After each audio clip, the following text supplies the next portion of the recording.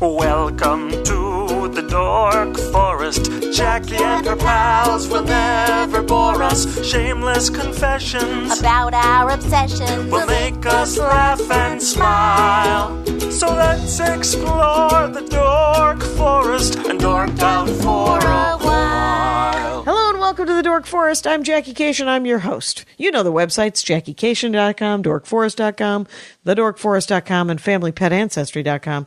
They all lead to a variety of places where you can listen to the Dork Forest. I'm Jackie Cation. I'm your host. It is November or December. In November and December, I ask that you do not donate to the Dork Forest. You instead find a local food bank and give them either the $10 to $100 that you were going to give the Dork Forest, because I know you were, because I have a PayPal button that you can start donating to again in January.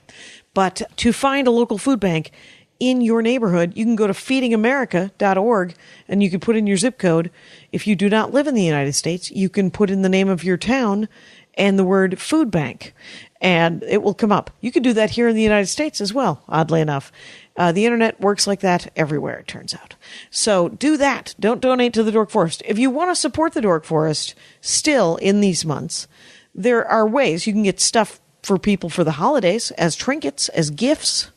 You can get T-shirts and CDs and merch over at JackieCation.com on the store.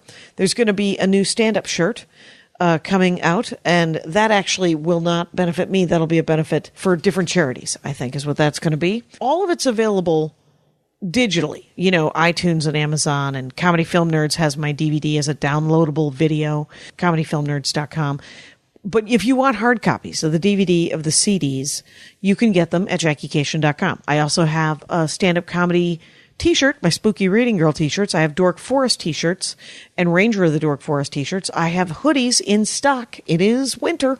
And so if you want a hooded sweatshirt, zip hoodie, I actually have all the sizes in stock. You can email me, Jackie@JackieCation.com, to make sure that they are still in stock at any time, of course. And I will tell you if they are, and if they aren't, it would be back order, and it might be a while. So know in your heart. Other than that, another way to support the show, if you, because you're not donating in November and December, is to continue to use the Amazon banner. On JackieCation.com and DorkForest.com, there's a link to support the show, and all it is it's a link through to Amazon. And you order normally, like you would from Amazon. The Dork Forest just gets a little bit of a kickback for your order. It doesn't cost you extra at all. You can see my calendar where I'm doing stand-up comedy. You can always follow me on Twitter, Snapchat, Instagram, Facebook. The Facebook page is JackieCation-Jokesmith. That's my fan page. If you have listened to all 600 and whatever episodes of the Dork Forest and would like more Dork Forest, there are premium episodes, probably a dozen of them. And they are, in the last couple of years, if I do a live episode, it usually costs me some money. So I have been putting them up on Bandcamp, and they cost money. They cost $2 a pop. But if you go to thedorkforest.bandcamp.com, you can see those different shows. They're usually live episodes around the world. And there is also four stories on a sort of a handmade storytelling album that I made over there too, and those are just $1 each. So if you want to go to Bandcamp, you can do that as well. Oh, why don't I do the credits? The Dork Forest is not made possible just by me, Jackie Cation. Patrick Brady's going to fix this audio, by God, and it's going to be great. And Mike Rickberg sang that song you just heard. He composed and sang it with his wife, Sarah Cohen. He will sing his words to the Mexican Hat Dance at the end of the program. And Vilmos fixes JackieCation.com. He does the website. Go to allthingscomedy.com and find other podcasts there. I also have another podcast called The Jackie and Laurie Show with Laurie Kilmartin on the Nerdist Network. Dorks, nerds, we're all in this together. The Jackie and Laurie Show is literally Laurie Kilmartin and I discussing and just essentially just going off about stand-up comedy. So if you like stand-up comedy, you might like the Jackie and Laurie Show over on Nerdist. Anyway, let's get into this show because it's awesome. Hey, it's Jackie Cation. I'm in my living room with Milwaukee comic, fellow Wisconsinite, Tom Clark. Welcome to the show. That's right. You're back. I know. The scene is strong with Milwaukee. It's true. And so it's at Tom Clark Comedy, right? Mm-hmm. And this comes out December 12th. So are you on the road? Yeah, the next few weeks I'm on the road, and then So people can check your Twitter, or what's your website? TomClark.com, and that has all the info about the special and everything. You got TomClark.com? I did. 1998, my web guy bought it. Nice. Yeah, and I just and I've had a few inquiries for it. Oh, and, I'm sure you have, from different Tom Clarks of the world. And I'm always like, how much? And I'm like $50,000. Yeah. I'm just like, if you really want it. If you really want it, I will sell it to you. Right. Everything, as my crazy father likes to say, everyone has a price. Right. Even horrible Abraham Lincoln story. Anyway, but Tom Clark Comedy, and then you did a special. Is it an hour? It is an hour special. I shot it in North Hollywood at El Portal Theater. Nice. In the smaller theater. It's like a 100-seat theater, so it's very intimate. Yep. And, it turned out great. I'm very happy with it. And took a long time to get it going. But, I shot it in May. It's out in December. But just sort of all the rigmarole of... Yeah, you got to edit it. Yeah. But it's called Outraged. With a D, Outraged. Right. And it'll be on Amazon. It's on. It'll be on, Amazon and iTunes, yeah. Because it came out December 8th, right? Right. And I just couldn't get you in fast enough to organize but I'll tweet on December 8th. Thank you. It'll be lovely. And there's a cartoon that people can watch. You had a bit animated? Yeah, I have this bit about pitching a movie called 40% Chance of Danger, which is about a weatherman who's mistaken for a famous international spy. And, it's like my movie pitch in a studio, and it's a lot of fun. It's been animated. And is there, will you do an album? Yeah, I think at some point. Isn't that, I've seen people totally release it like a month or two after, I think. What was that? Is there timing? I've seen like, Ali Wong, I saw like release She her knows CD. things. And, She knows things. I think Jim Gaffigan did that. So I think I'll release the audio portion after I start. I did Horcrux at the same time. People were vaguely unmoved. Everyone just bought the CD. There's 10 extra minutes on the DVD, right? Because it's streaming as well on Comedy Film Nerds. Oh, okay. I never did the Amazon iTunes thing, but one day or never. So you just made your own DVD, and then just sold them at shows. Yeah. I did it was like a 6-camera shoot at Acme. Okay. With and it was called This'll Make an Excellent Horcrux, because I think it was the first album, I think, of mine that had like some real heart-wrenching, more gut. My soul was in it. Was why I named it that. And Steve Mandel came up with that name, and it made me laugh. It was a friend of mine. Anyway, you don't know him. I don't know why I mentioned. But you talk about your mom, right? I think the mom stuff is on the new one. I'm not the hero. Okay. Yeah, I'm not the hero of the story. My titles keep getting longer. Outraged, I think, is a shrewd idea. One word. Yeah, I liked what you said before. Vaguely, what'd you say? Vague. I don't know. Could have been anything. Well, we'll go back. We'll figure it out. So here's the crazy thing. Tom Clark, I've known you for probably 20 years. Right. And maybe a little bit less, but you started out in Milwaukee doing stand-up? Right. I started in 1994. I started. Okay. And, that's plenty of stand-up. Which is really sort of the bottom point, I would say, of stand-up after the 80s boom. Right. You had to really want it. Right. I was, but in Milwaukee, it was weird because there were still 3 comedy clubs. There was the Comedy Cafe, Club Comedy, and at that time it was Funny Business, later became Stooges. Right. And then there was the Safe House, which had an open mic twice a week. So I was sort of in this, and there was probably like 6 comics. Wow. So, I mean, I was You were getting 6 sets a week. Yeah, I was able to. If you're lucky, yeah. Yeah, I was terrible, and I had no idea what I was doing. Yeah, sure. But I really didn't know what I was doing. And, I mean, I took a class, and the class went great through Dobie Maxwell and Roz Turner. And but after that, I didn't know. You know Dobie Maxwell's real name? No, I do not. Max O'Brien. Oh, really? Yeah, I knew him in '84. Oh, I knew him 10 years earlier. That's so funny. It's and when he changed his name to Dobie Maxwell, I was like, oh, that's kind of a cool, fun name, right? Because Max O'Brien was a good name, but Dobie Maxwell is. And probably everyone just called him Dobie anyway, right? Right. Yeah. And he just flipped it, like Brody Stevens. His name is Stephen Brophy. Oh, it is? Yeah, Stephen Brody, I think is what his real name is. But Brody Stevens is what he goes by. Yeah, one time he corrected me on his on his when I announced it. I was like, Brody Stevens. He's like, no, it's Stephen Brody Stevens.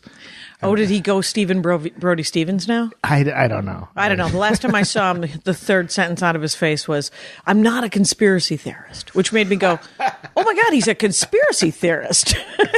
It fits. It fits.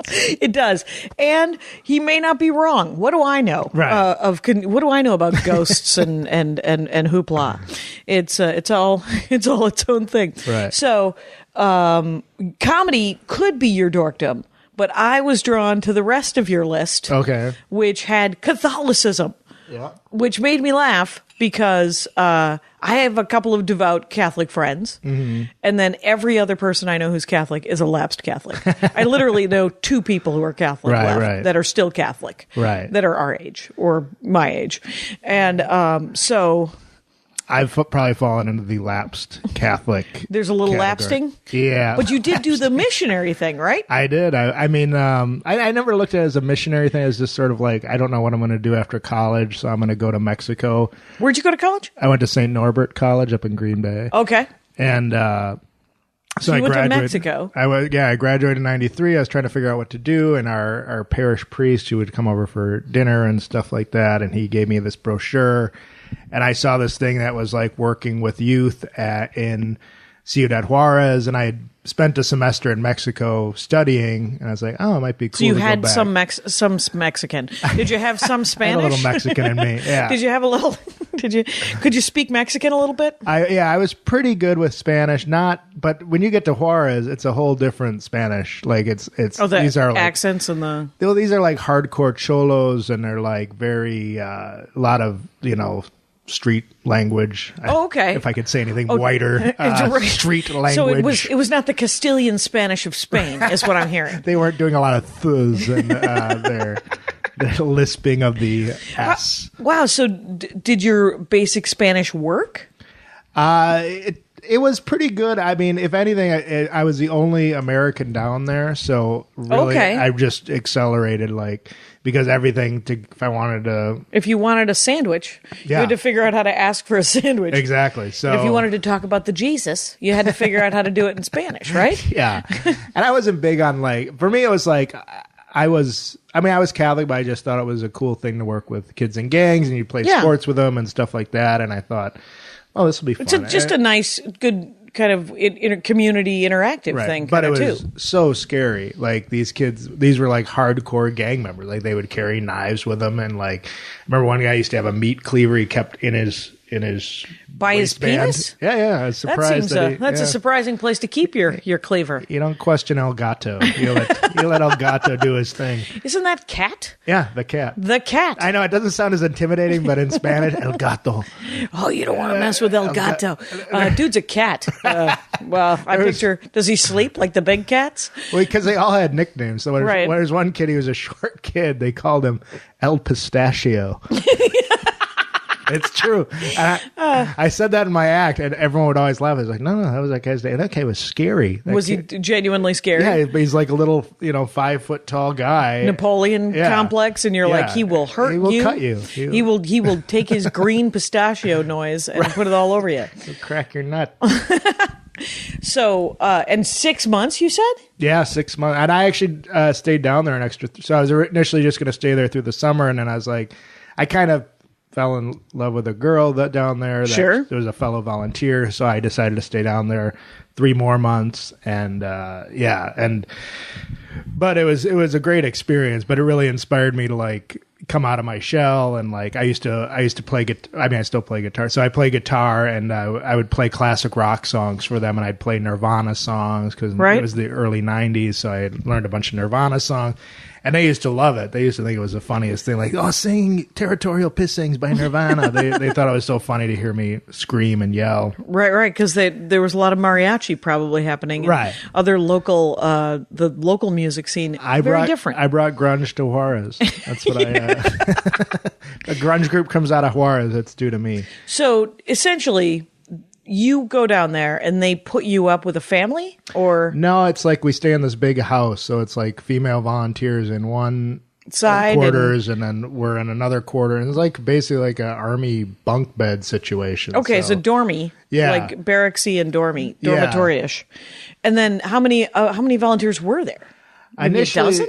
I mean, there was about probably like 20, and then it grew to about 30 during the summer because... because people got out of school and they were willing to come for the summer? Right, so the summer was a little bit more, but then it would kind of go down to like 16 to 20. And what was the work? Like, was it work schedule?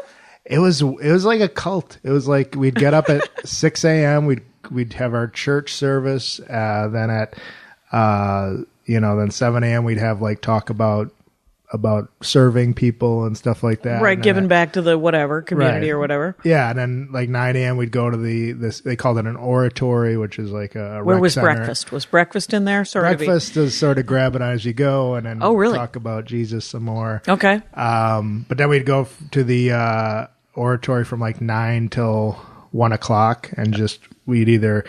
Well, the first day I got there, I found a toddler just wandering around. A loose toddler. In Juarez.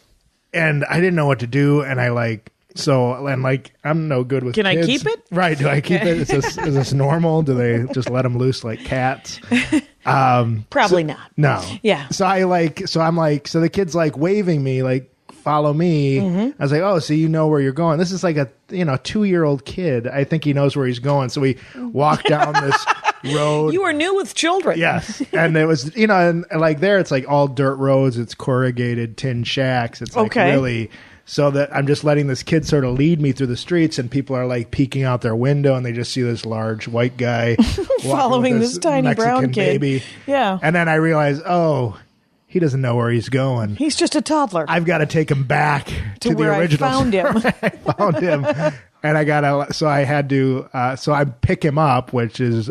did he scream? He screamed. And now I'm walking through the streets of Juarez with a child screaming and the only white person in the area. Right. The giant white guy. And this is like in the age of Bill Clinton, when Bill Clinton was shutting down the wall, when he says, we're going to start shutting down the border.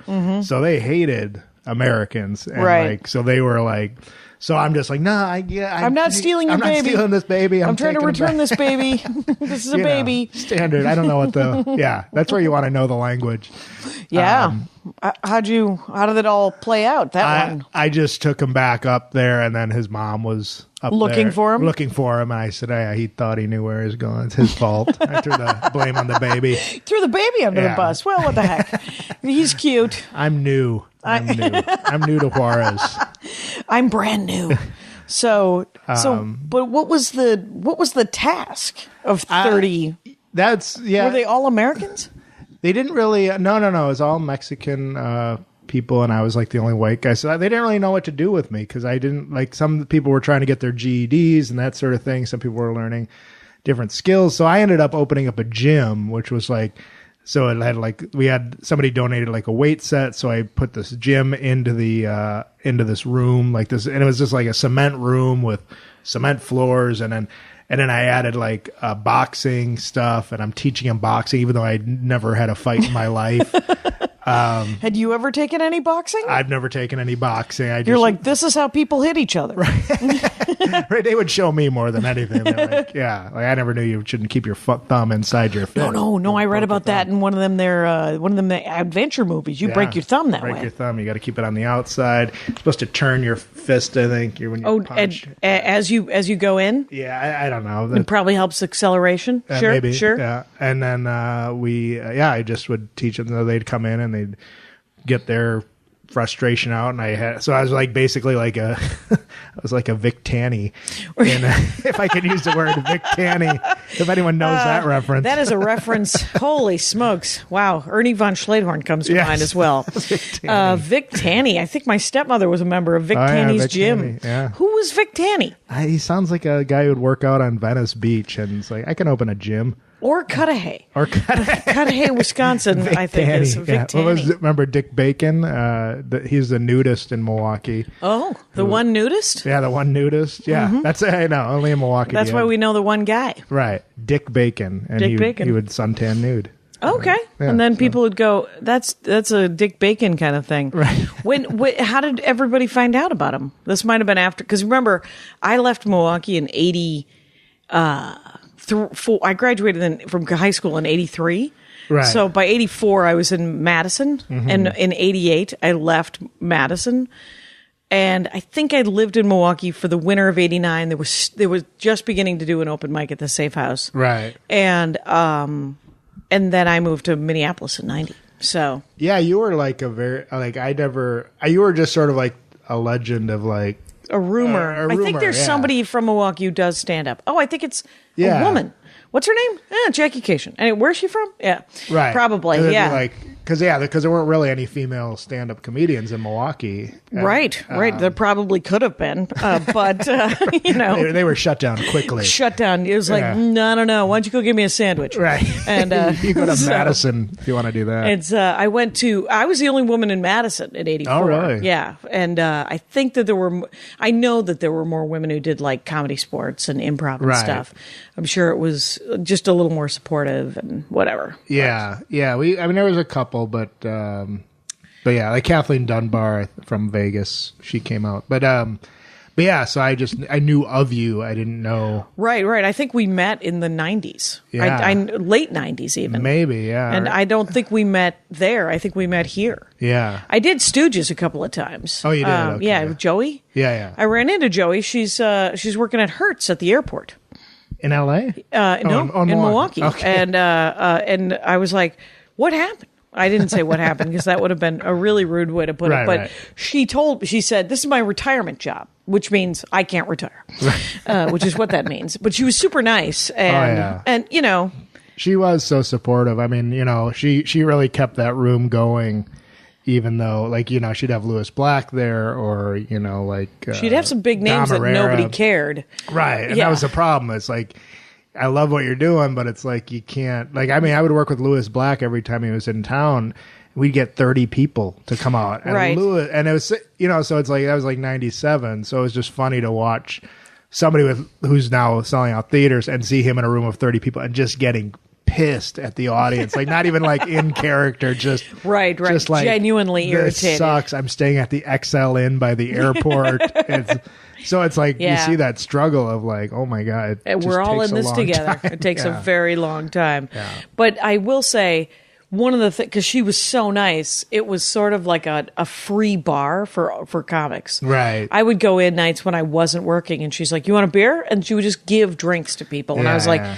"Yeah, this is going to end poorly for you," because comics will drink you broke. Right. And, Oh, yeah. yeah, and they pretty much did. But she gave it a shot. She ran it up the flagpole. It was attached to a Chinese restaurant over That's there right. on Howell, over by the airport in Milwaukee, and it was. Yeah, it was where I mean, because I started in the mid '90s with like Frank Caliendo was there. Oh yeah. And when I ran the Safe House, I remember one night Frank Caliendo went up, and Dan Harmon and Rob Schraub went up as a comedy duo, Wow. and then the other local guys. You know, But Dan Harmon went to my grade school, oh, really? and I never. We both did some weird NPR thing in Portland, Oregon, and he got off stage and he had been interviewed for this thing, and I was like, "Where in Milwaukee are you from?" Mm-hmm. He said, "Well, I moved around a lot," and I was like, "Did you say you lived in South Milwaukee?" And he goes, Right. "Yeah." And he went to Rawson Grade School, which I also went to for a couple of years. Oh, really? And, yeah.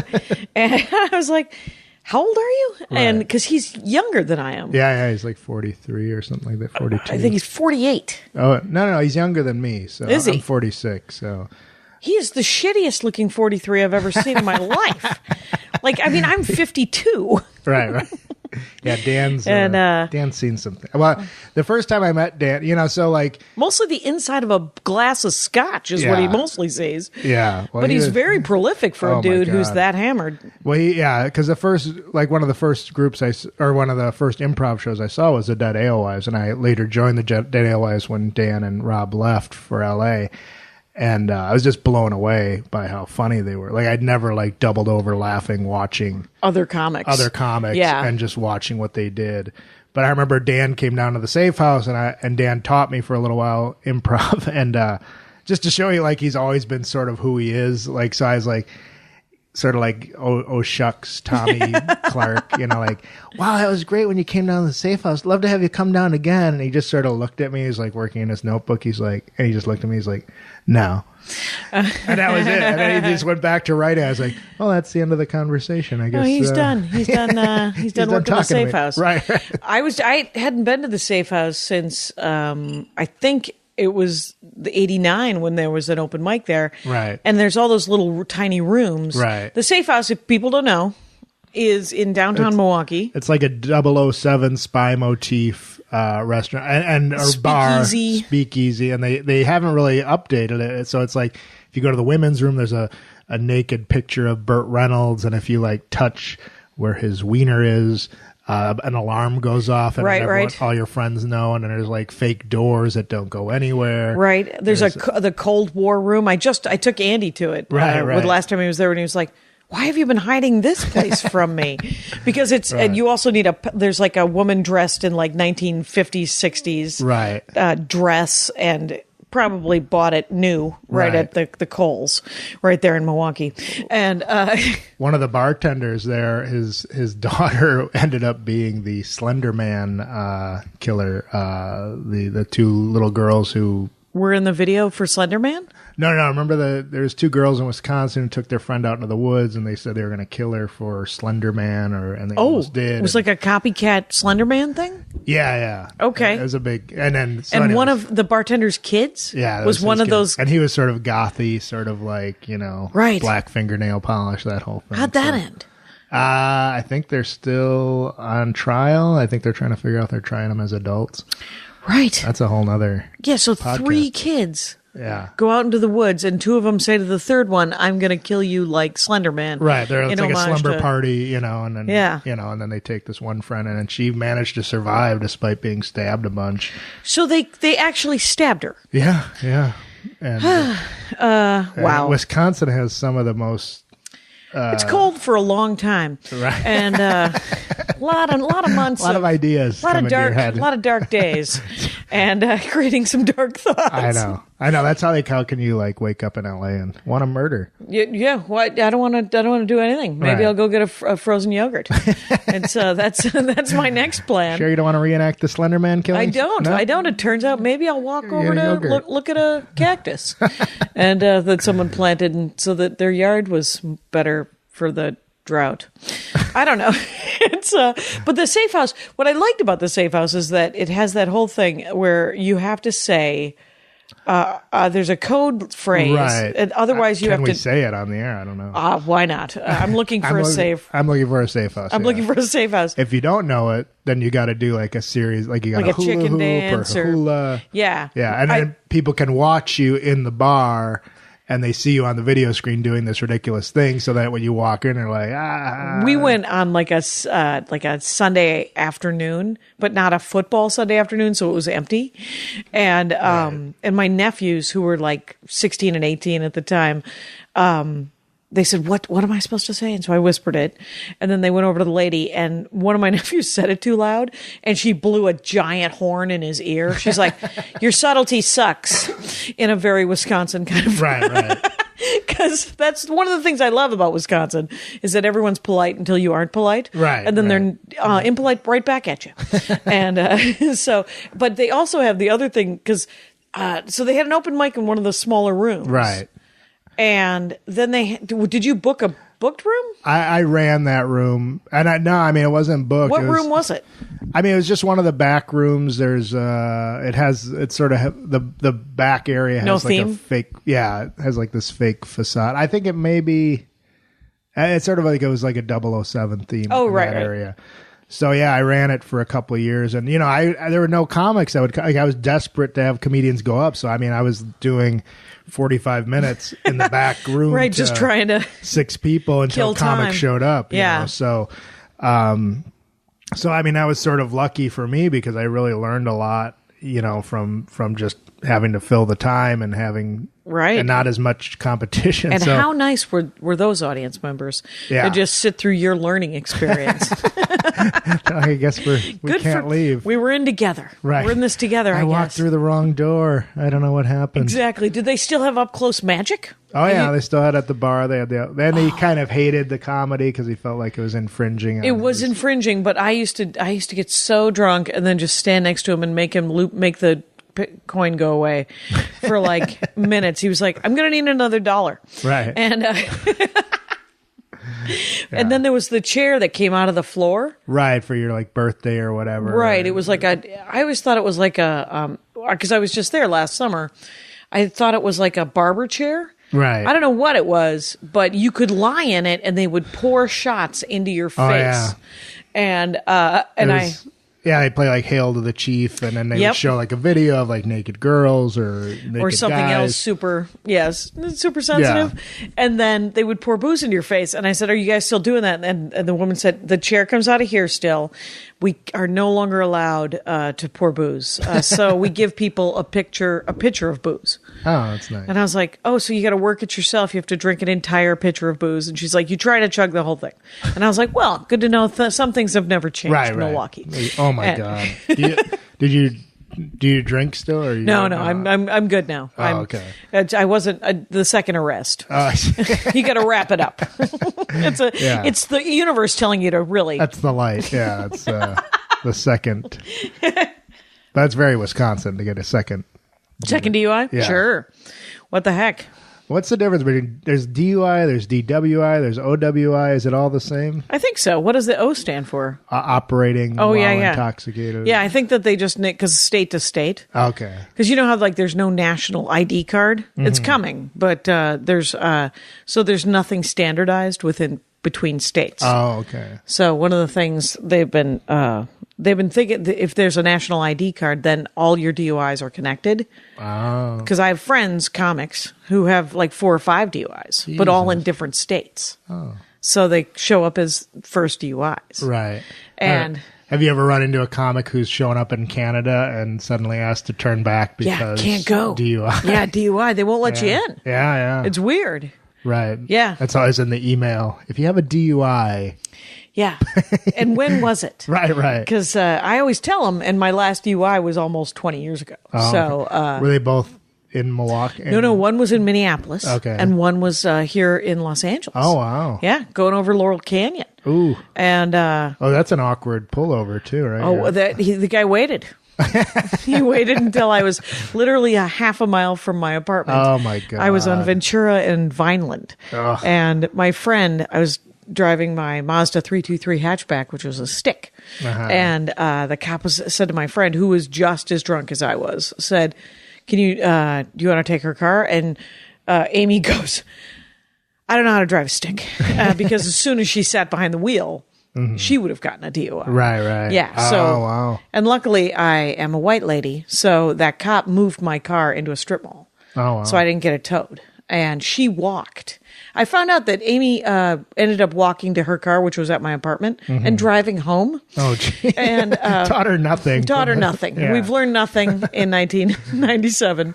And so she, but get this, on the way to her car, some guys followed her and she almost got picked up. Oh my God. She was like, "Just act normal, just act normal, just act normal." And they're like, "Hey, you're pretty. Why don't you come?" And she's like, "It's 2:00 in the morning. I got to get to my car. Get to my car." God. So luckily, unharmed.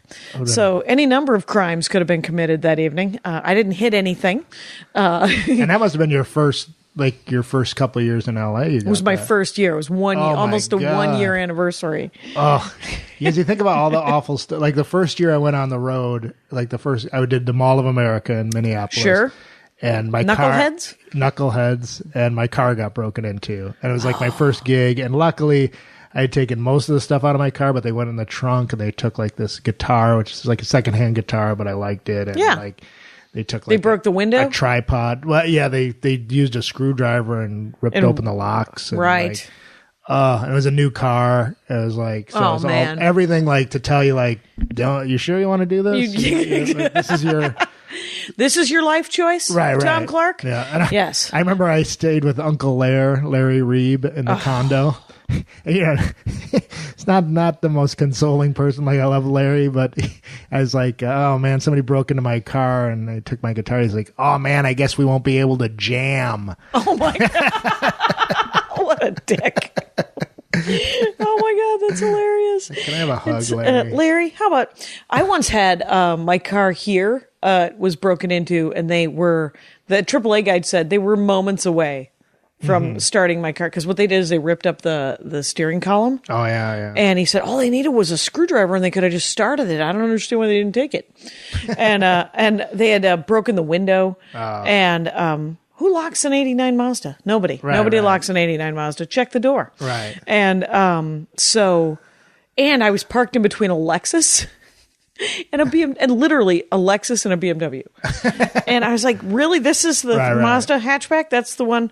It's something about 323? late 80s, early 90 cars. Like, I know with like Hondas, like Civics. They strip them, and I think, Accords. right? Yeah, but they're really easy to steal too. Okay. Like, I don't know. They don't tell you about that feature when you're buying No, it. Yeah. welcome. Yes. If you ever have trouble. Man. Yeah, that almost made me not do comedy. Well, and that's crazy because, do you use now I want to get back into talking about, because we will weed off into stand-up comedy. Rangers, You know this. I have another podcast. All I talk about is stand-up comedy. But I'd like to hear about other things. Like, how's your Spanish now? It's still pretty good. Funny, actually, the other day I was getting out at, we were at a restaurant, my wife and I, and some woman's like, compromiso, hablas español? I was like, sí, yo hablo español. And I was like very excited. And she's like, where's the carniceria? And I was like, I don't know. I know the question you're asking. I actually don't have the information. Right. So that was exciting. But yeah. Otherwise, I did, when I was in Milwaukee, I ran a mentoring program for kids on the south side of Milwaukee. So like kids at St. Joseph's and St. Anthony. So I was very predominantly Hispanic. So I had to do a lot of there was translating and stuff. There was more Spanish? Yeah. Right there in Milwaukee? Right there in the south side. In South Milwaukee, when they put a Taco Bell in, my dad used to call it the Spanish side of town. Because my father is a jackass. And that deserves a snort. Right. And but there is an actual part of, like, I think in the 90s there was a pretty good influx of Central American and Mexican immigrants who came in, and so you can get decent. And my dad he was like, let's go get good Mexican food. And then we would go. The south side of Milwaukee. I was going to ask about your dad, because has it gone to his head? Because I heard Maria mention his name on Conan. Yes. And yes, it has gone to his head. Yeah. I burned a DVD of the YouTube thing. Right. My brother Russ was like, why did you give it to me? He keeps telling me the story over and over again. Right. And I said, well, live with it. Right. And so he's 80. They almost glossed over it. Conan almost, because she was saying that he talked to your dad. And then was it on Conan as well? Yeah, it was on Conan. Oh, because it started where she did, she was asked to do one of those speeches at the graduation ceremony. Right. And so they offered her money. Nothing. Yeah, initially. They offered her she asked for money. They offered her none. She asked for $20,000. Right. And then they were silent for 2 weeks. It's like, strong silent game. And then they offered her $10,000 and she took it. And they didn't tell her it was 2 shows. Not 2 shows, but two speeches. 2 shows. It was 2 shows. And she had already planned to give away as the honorarium to different audience members, different graduates. Right. They're not audiences. You'll never do it at South Milwaukee. Right. Yeah. They had me at, didn't we do that South Milwaukee High? Yeah. That was fun. But did you do the graduation too? No, they had me do an assembly in the afternoon. Oh boy. Because we went back to my high school, the South Milwaukee Rockets, go Rockets. And we did a show at they attached. Which was beautiful. Right. When I was a kid, it was the same thing that was the lunchroom, and now there's a performing arts center theater that's attached. It's impressive. And a woman I went to high school with is the curator, so she booked me, and she was like, do you know Wisconsin comics? And I was like, yeah, there's plenty of them. None of them work Milwaukee. It's very sad. And mostly because we don't want to make $11 doing stand-up comedy. And I heard the club closed, though, in Milwaukee. Yeah, they're trying. I think they tried to open it on a trial basis at another location. Because they were in Old Town, right? They were on Old World 3rd Street. Old World 3rd Street? Yeah. So now they're trying to move. I don't know if back to Brady or... I don't know where. I think it was in the 3rd Ward. Okay. The 3rd Ward's really developed now, so I think it's all gentrified and stuff. Yeah. It's like it looks like Seattle. It's really Milwaukee blows me away how like it's cooler. I feel like it's cooler than here. I'm like, it's like we should be taking some of their ideas. It's certainly cheap. Yeah, cheaper. Yeah. Oh God, yeah. And so I went to lunch with my dad, and he's always like, the refills aren't free. So you don't want to get you can get the coffee refills aren't free at something we went to, and it wasn't in Milwaukee. Like he likes to go to a place that gives you a free piece of pie with dinner, right, and like those Greek restaurants that do you get like it's free coffee courses. And, for like $11 or $7, and you're like, I don't want to eat all of this. Right. First of all, I know, it's unbelievable. The servings in Milwaukee. Yeah. My wife went with me and we went to a fish fry, of course. Sure. And then she's like, how's the fish? Is it like lightly breaded? And they're like, oh, it's like a tempura sort of thing. And then she gets it. It's just breading. Yeah. It's just huge. It's mostly breading. Yeah. And she's like, I'm not. Did they, this. Right. And did they even make it?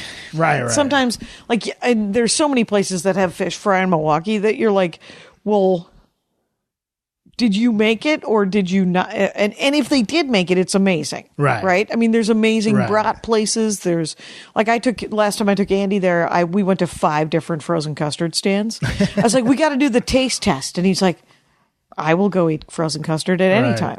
Right. So it was summer. We also went to Lake Geneva. I took him because the D&D, the guy who invented D&D is from Lake Geneva. Oh, really? And there's a plaque to him.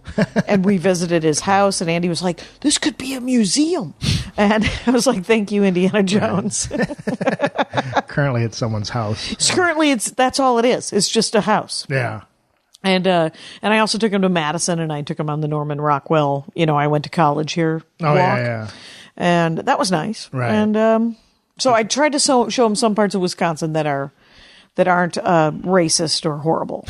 And could have taken him to Port Washington for the fish days. Right. What are your favorite, do you have favorite towns in Milwaukee and in Wisconsin? I mean, I love Milwaukee, obviously. Madison is great. How was Green Bay? You went to college up there, right?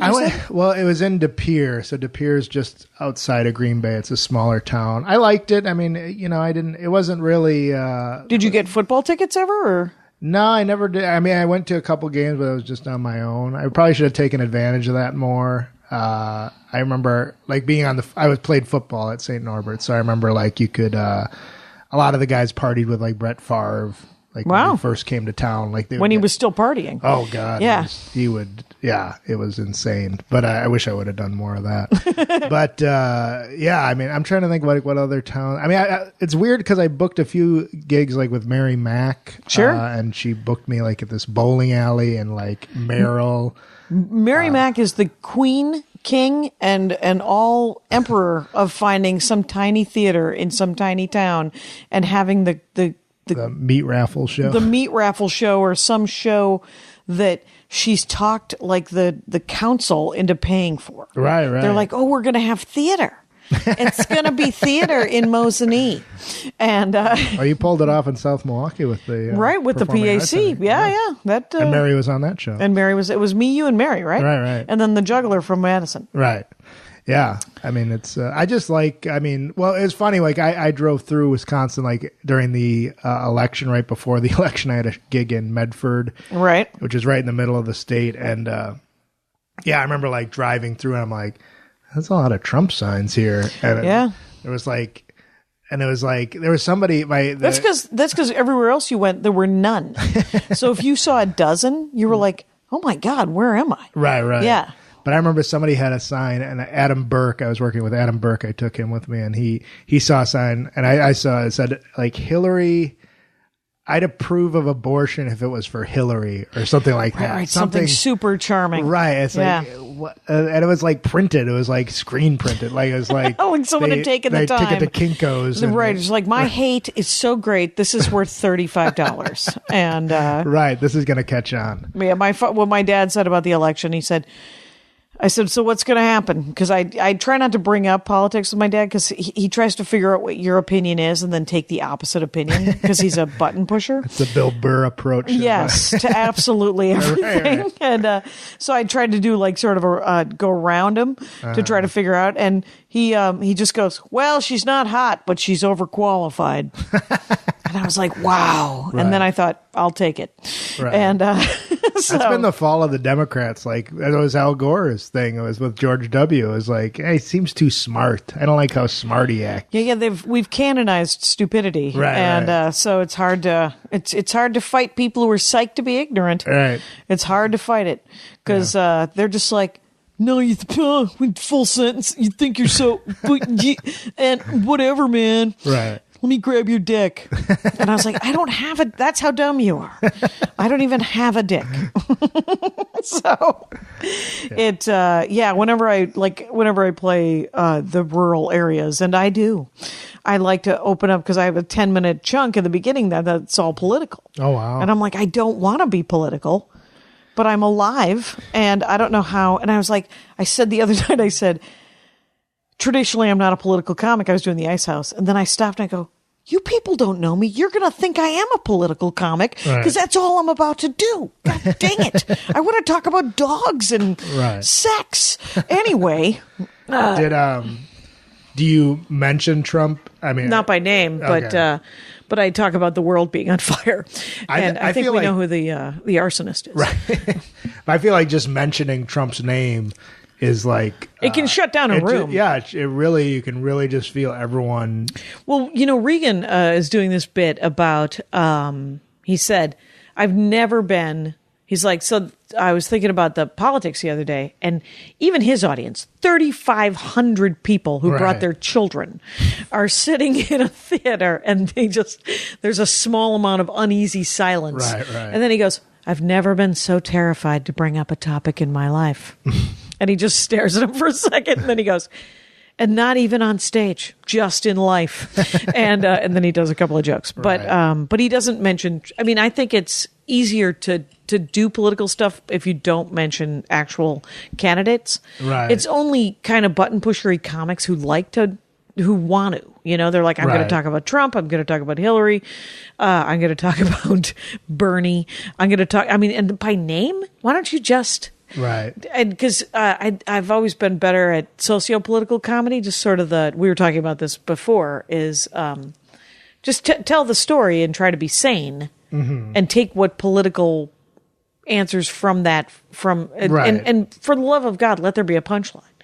Right.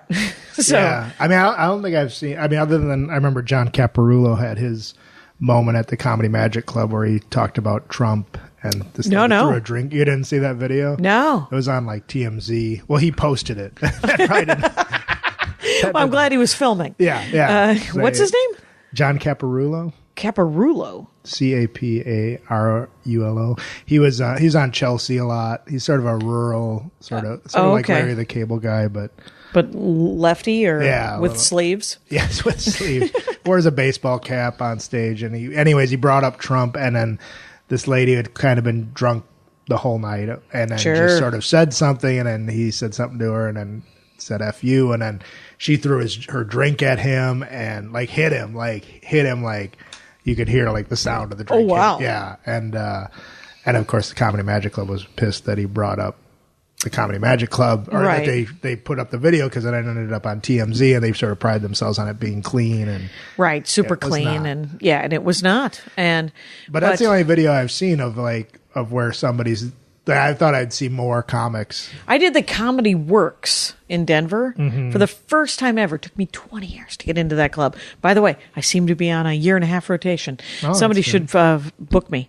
Anyway, the election was Tuesday.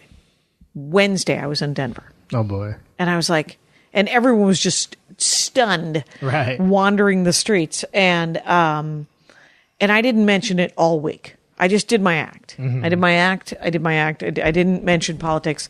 And on the Sunday was the first show. A woman came up to me afterwards and she was like, "You didn't mention the situation at all." And I said, "I thought everyone deserved an hour and a half apiece. Right.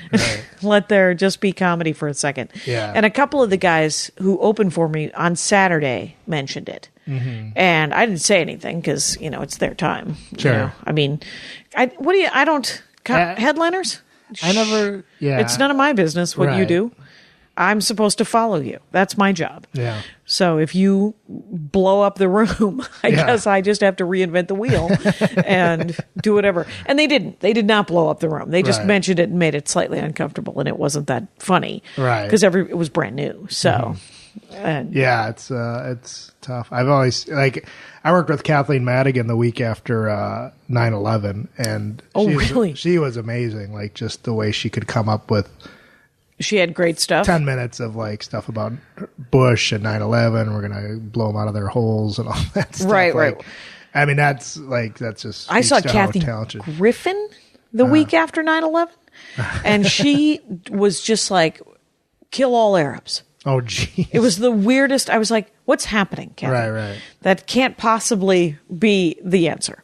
And but that's Seems to be her solution for a lot of things, just to kill things. I think Kathy Griffin. I mean, the greatest thing about her is that all of her emotions are real. Yeah. Every moment of her life, Based on that video she posted with Trump, the Trump head. No, the recent one where she's like, "I can't get work. I don't want to go back to clubs and do 10-minute sets." Oh, you haven't why seen not? that one? No, I haven't seen. You're watching a lot more videos. That could have been your they pop dorkdom, up man. my feed. Yeah. You got a feed that's sending you some vids. Yeah. I mean, All a lot right. of people because it looked just crazy. She just looked crazy. She looked out of her mind. Yeah, That's weird because she just did a tour of Europe, right. and I think she probably just wants to stay home and work. Right. And Well, she's saying that, and she just did a tour of Europe, and she's complaining that Hollywood's blacklisted her. I'm like, it's not a bad blacklisting if you're being sent on a worldwide tour. yeah, I'm sorry that you were in Paris for 3 days, and I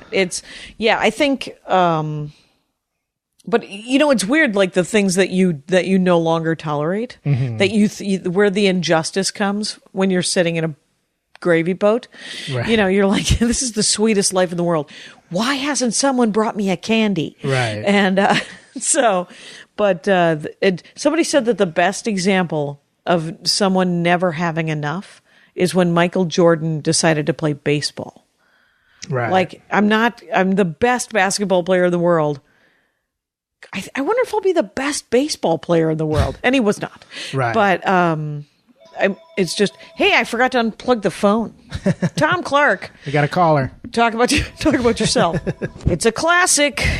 The phone rings and I got to unplug it because I forgot to unplug it. Me asking about Green Bay was sort of a way to get you into a Packer talk. Oh, my Packers. Yeah. Yeah, because you were like, the other thing you like are all of the sports teams from Wisconsin, which are not very good except for the Packers, right? Well, the Brewers had a good year. They were supposed to not be that good, and they were about one game out from making the playoffs. I don't know. I'm very loyal to all my teams. Sure. My Badger shirt. The Badgers. Sure. Undefeated. They could be number one in the country. And in what sport? Oh, boy, Jackie. We should have started this a half an hour Yes, ago. in football. In They're football. going to be number one in football. They're undefeated. They're completely undefeated. Yeah, they haven't been like... The college team? My alma Your mater. alma mater, for goodness sake. I sold T-shirts outside the games for 5 years. Did you? Yeah, I never went to a game. I always wanted. I tried out for the band. It's a story I've told 1,000 times. Yeah. But so they have a great football team They this have a year. great football team. The Bucks have a rising young star, Giannis Antetokounmpo or something like that. Is his name? Excellent. But I followed him back. I was an usher at the Mecca Arena. And, were you? Yeah. So I worked there during the what was it? Probably the late 80s, mid to late 80s. I was there. So And that's basketball. basketball. Yeah. Oh boy. Who was? So I've been to several Brewer games. Okay. And because I was in Little League, and they would always take us to the Brewer games. And then I think I went to my last Brewer game in the 90s. Oh, boy. Because my buddy Stefan the only other Catholic I know, Right. is also a huge Packer, Brewer, Buck fan. Right. And he was like, "Do you want to go to the baseball game?" And I found out when I went to the baseball game, I don't care. I don't care about baseball, but A little long. I mean, it seems like a nice game that you can grow old playing. Yeah, yeah. Like you get to play that game longer than any of the other games. My dad played in an over 60 softball league, and he is sponsored the sponsor of the over 60 softball team, a funeral home, John J. Wallach Funeral Home. So they know they know how to do it. They know their market. Exactly. It seems like a classic kind of Wisconsin joke too. Right. We're gonna get the Undertaker waiting at first base. How you doing? How you doing? Yeah. Understand you were born on third. You're gonna die on home plate. But yeah, I loved. I remember my dad and I would go to the games. He brought us when the Brewers went to the World Series way back when. We went to the World Series in '82. 82. That's right. I ran on the field after Game 5 of the playoffs when we beat the Angels. Those were the days when you could run on the field and there was no laws. There were no laws in the 80s. It was a free for all, you guys. Right. 82. 82. People would get trampled, and that's just the way it was. You're like, get faster. Right. And so so I was a huge Brewers, Bucks. I played football till I was in college, and then I loved it because I just think especially like the Bucks, they had all these like really tall white guys that were like Paul Mokeski was one of their guys. Was he from Milwaukee? He sounds like He sounds like he was like an alderman or something. Yeah. Like Paul Mokeski, and he was like a 7-foot, just a giant who would like. His job was to like beat up Charles Barkley at some point during the game. Just a giant Polish dude. Yeah. But American? Like were they all American U.S. guys? Yeah. But that was like Don Nelson, so he would always draft like 7-foot guys who could shoot 3-pointers. Yeah. And he tried with Did it work? It eventually worked when he went to Dallas and he got Dirk Nowitzki. Okay. Who ended up being like an all-star, and then they finally won an NBA championship. But that was sort of Don Nelson's. That was his thing that he liked to do. To build the perfect 7-foot 3-point shooter. And it eventually and unfortunately his testing ground was the Milwaukee Bucks. Right. And how are they now? They are about 500. They're but in the NBA that means they'll make the playoffs and then probably get eliminated in the first or second round. So like there's a lot more baseball games than there are of any other sport, right? So how many basketball games are there a season? Are there 82? There's 82. So half as many, but then the playoffs are probably so twice there's as long. 164 baseball games? 162, yeah. And how many football games are there? 30? 16. I don't know. but now I do. Now I know. Right. Now there's 16. That's why people love football, because it's, September to whatever. I mean, the Super Bowl's in February, but really the season's September to December. Yeah. So every game means something. Whereas in the NBA, you can tank a few games and it doesn't really matter. And right. Football, it's like things can change on a dime. So. Right. You have 16 chances to make it to the end. Right. And it's like you could be 0-6 and then finish 10-6, or so you always have a shot. Yeah. Do you my nephew they're from Minnesota. My sister lives in Minneapolis, but he's a big Packer fan. Okay. And they were in the airport and he was like, I want a cheese head. He's 7. And why wouldn't he? I say, when do you think the last time you should wear a cheese head? It saved a person's life wearing a cheese head at the on the airplane? On the airplane, yeah. This is the Wisconsin stories come out. I do. When it's, do you know Hannes Finney? He's I started doing stand up with him in '84. He lives here and he's a big Packer. Okay. He's a guy from Milwaukee as well. Right. And he is a big fan of the teams as well. Mm-hmm. So what do you do? What makes you loving the teams very specific? Like, what does it mean? Do you know the names of like even the bench and stuff, or? Well, I think like in the '80s, it was like, yeah, like I could probably still name the Brewers lineup from the '82. Like Robin Yount. It was Paul Molitor. Paul Molitor was the leadoff. Who was their second? Maybe Jim Gantner. We had Robin Yount, Gorman Thomas, Ben Ogilvy, Charlie Moore. Roy Howell. I have all of those baseball cards, by the way. Yeah, I have like a signed baseball from 82 because there was a strike year in 81. So I used to go down to the stadium and I'd get autographs from them. Yeah. And so it was like, so I was just, we lived like 5 blocks from the stadium. We lived up on Blue Mountain Road. Oh, wow. So it was like right down to County Stadium. So the strike year, they ended up having an extended spring training in the fall or in the summer. So my brother and I went down there and we would just go to all their training and get all these autographs and stuff. Does your dad still live on Blue Mound? He finally him and my mom eventually moved into Library Square in West Allis. Oh, like one of the an apartment assisted living kind of thing for older folk. Right. So he's there. My mom passed 2 years ago. I'm sorry about that. Yeah. So he's there now by himself. He just got his own apartment, I guess. Maybe. Yeah. You and your dad and my dad can hang out. You don't want. My dad can't hear, so it'll be fun. Oh, it'll be perfect. My father can just talk and talk and talk, tell the same stories 1,000 times. My dad will just wander off eventually. And it's funny because a lot of my father's like the biggest dirtbags that my dad knows are dying, so he's having to hang out with better people. Oh, right. That's it's good. when his buddy Bob Stimick died, I was like, oh, good. That guy was a shit. And, which of course makes me the worst. Right. But like, because my dad loved Bob Stimick. He thought he was the funniest guy in the world. But Bob Stimick, genuinely a bad guy. Genuinely like married his ex-wife on her deathbed so that he could inherit all the money and cut out his own children. Oh so that's a bad person. Sounds like a Days of Our Lives episode. Yes, he was almost cartoonishly evil. Right. Yes, and but my dad thought it was funny, and I was like, "Did you? Did you think it was funny?" Anyway, so your dad likes good business, and right, he's like, "Well, he's kind of, and then when he dies, his kids will get the money back," and I was like, Anyway, but he tricked his ex-wife into, the whole thing, she was kind of dementia-y, right. And probably thought they were still married anyway. Right. So the whole thing was just a debacle. But who cares, right? It's a good system. It's a good scam. It's a good scam. My dad liked it, and that should be your dad's podcast. Is good scams. Good scams. He often uses his powers for good in the hopes of a free cup of coffee. I see. And because he doesn't care about the money, he just wants the parade. Right. He would like a small medal, something tasteful, and or gaudy in his case.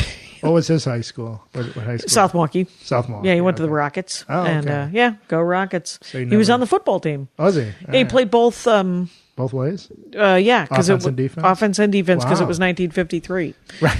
And that's what men did back in those days. That's how football looked. And he was little, because he's little. Yeah. He's only 5'6". Oh, wow. Yeah. And he had he mostly did, he's a gym rat. He's kind of a gym guy, but he likes to do weights. He doesn't like cardio. Okay. And so he had a lot of upper body strength and his chicken legs is what he would say. And I have a great picture of him all greased up when he was like 15. And because he was gonna learn boxing and he was gonna do all these things. Right. And then he met my mother and joined the Navy.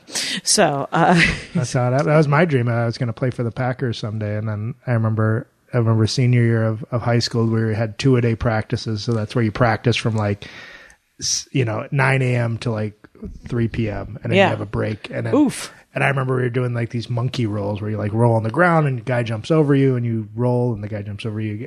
So it's you have to pop up and down. Yeah. Roll, jump up, roll, pop. Yep. Woof. And I just remember, and I remember then I looked over at another drill and they were doing something. I was like, yeah, I'm never going to be able to do this for the rest of my life.